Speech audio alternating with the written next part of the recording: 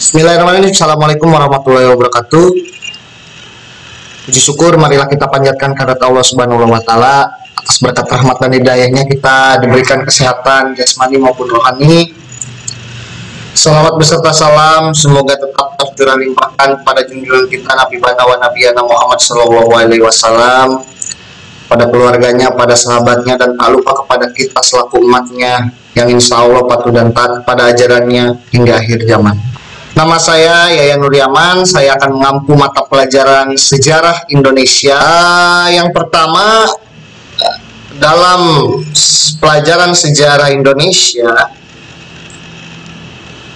kita akan membahas bab 1 mengenai peradaban awal di Kepulauan Indonesia.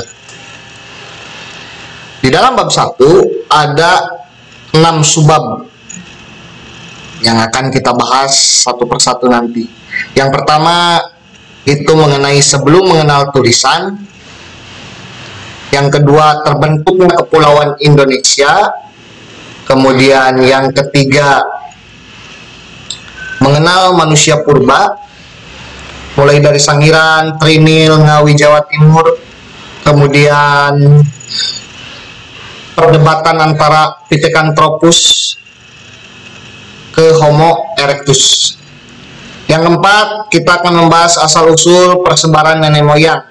Ini nenek moyang bangsa Indonesia, yaitu mulai dari Proto-Melayu, Dutro-Melayu, Melanosoid, kemudian Negrito dan Wedoid, dan diakhiri dengan teori out of Afrika dan teori out of Taiwan.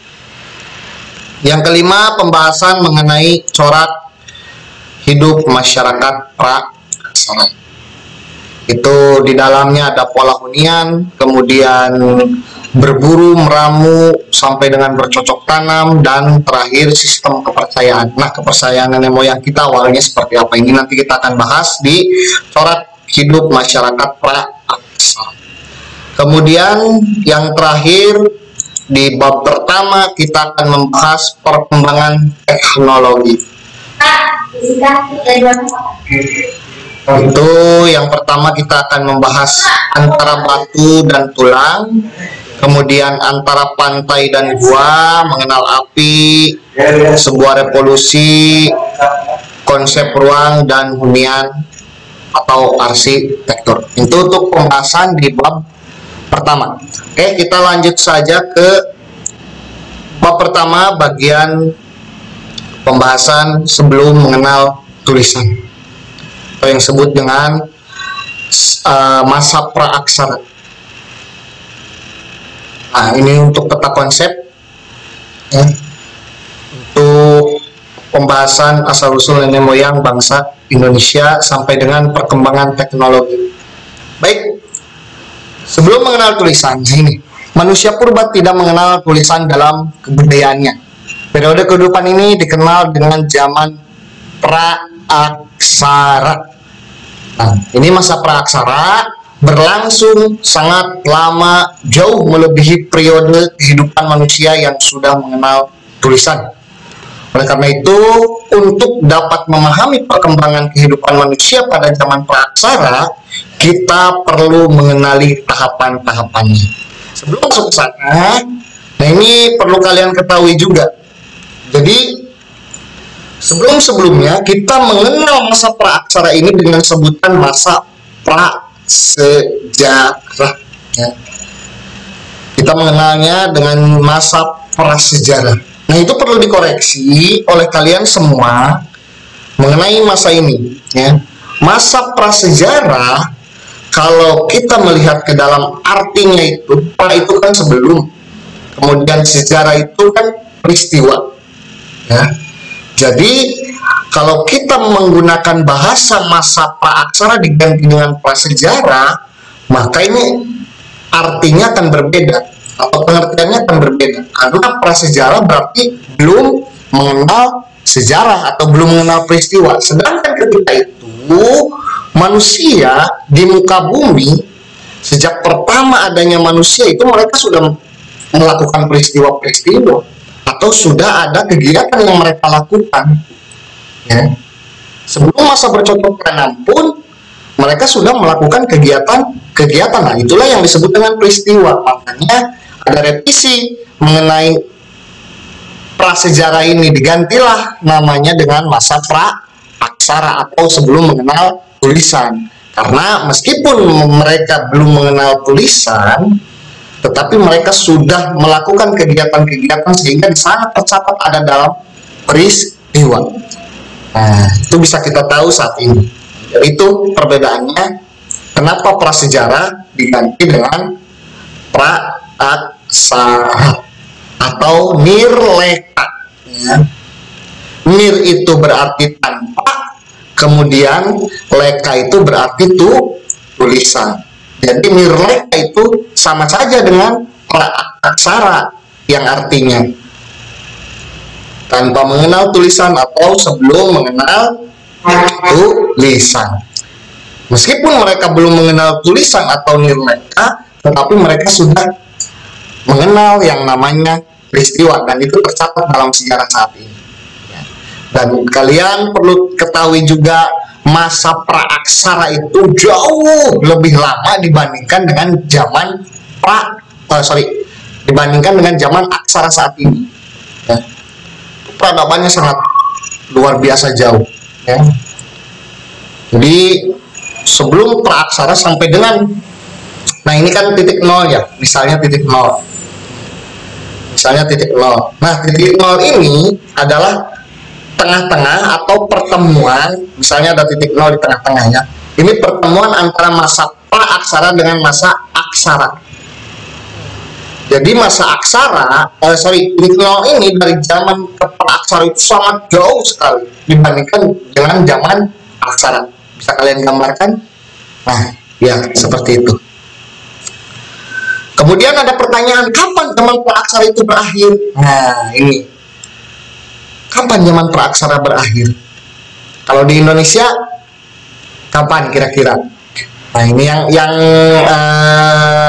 yang dekat dulu saja lah. Yang mungkin kalian pernah mempelajarinya. Ya. Kapan berakhirnya zaman praaksara di Indonesia?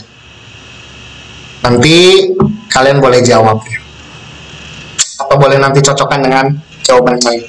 Kemudian zaman praaksara dimulai sudah tentu sejak manusia ada. Ya. Zaman praaksara atau zaman nirleka itu sudah ada sejak manusia ada. Nah, jadi zaman nirleka itu sudah ada sejak manusia itu ada. Ya, dimulai. Kita tahu umur bumi itu saat ini kira-kira umurnya sekitar 2.500 juta tahun. Ini 2.500 juta tahun yang lalu bumi sudah terbentuk. Artinya tahapan-tahapan bumi ini sudah sempurna. Yang mana bumi itu sudah bisa dihuni. Karena kita tahu ada zaman yang namanya zaman Paleozoikum, kemudian Mesozoikum, ya, sampai dengan Neozoikum. Nah itu sehingga peradaban ini mulai berkembang sejak bumi sudah bisa dihuni. Nah itu untuk masa praaksara. Kemudian di dunia, ya, di dunia ini bangsa yang pertama kali mengenal tulisan adalah bangsa Sumeria. Tercatat dalam sejarah itu adalah bangsa Sumeria. Itu sekitar 3.000 tahun yang lalu. Nah ini sekitar 3.000 tahun yang lalu. Silakan boleh kalian tulis. Bangsa Sumeria sudah mengenal tulisan itu sekitar 3.000 tahun yang lalu. Ini masih mengenal yang namanya huruf paku. Kemudian yang mengembangkan adalah bangsa Babilonia untuk global. Ya. Kemudian bangsa Mesir ini mengenal tulisan itu sekitar 4.000 tahun yang lalu. Itu sudah mengenal tulisan bangsa Mesir ini. Ya. sekitar 5000-an sebelum Masehi sudah mengenal tulisan. Berkembang huruf hieroglif. Untuk bangsa Mesir itu berkembangnya huruf hieroglif. Kemudian 2500 tahun sebelum Masehi, nah ini alfabet sudah ada ya. Itu ditemukan oleh bangsa Smith. Alfabet ini yang berasal dari kata alef dan bet. Alef itu rumah, lembu jantan, bet itu rumah. Jadi alfabet itu berasal dari bahasa Smith yang artinya rumah lembu jantan. Jadi Sumeria 3000 tahun yang lalu, kemudian 3000 tahun sebelum Masehi ya. 3000 tahunan sebelum Masehi, kemudian bangsa Mesir 5000 sebelum Masehi. Barulah di Indonesia mengenal tulisan itu sekitar abad ke berapa coba, ada yang tahu? 4 Masehi ya, atau abad ke-5 Masehi di Indonesia itu. Apa buktinya di Indonesia? Di Indonesia pertama kali ditemukan tulisan itu ketika prasasti yang ditemukan di kerajaan Kutai.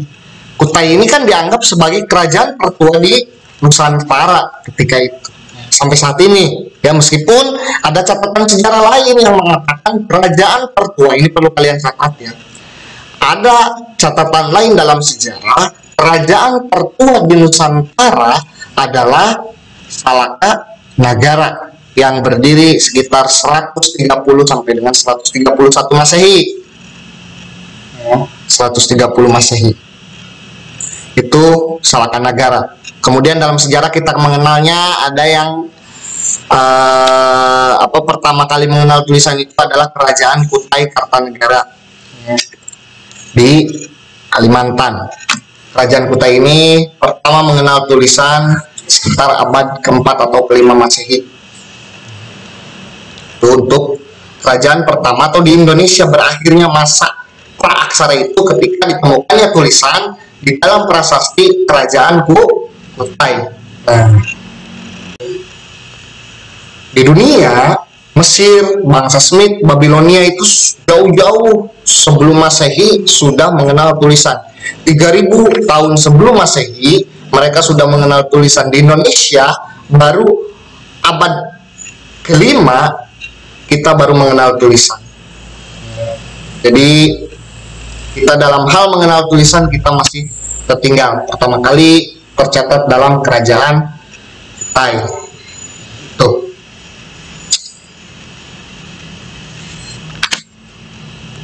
Oke, itu untuk pertemuan pertama kita hari ini. Untuk selanjutnya nanti saya jelaskan di pertemuan selanjutnya mengenai terbentuknya kepulauan Indonesia. Untuk materi pertama tentang sebelum mengenal tulisan cukup sekian ya. Kemudian nanti kita lanjut ke terbentuknya kepulauan Indonesia. Ini saya cukupkan. Terima kasih. Assalamualaikum warahmatullahi wabarakatuh.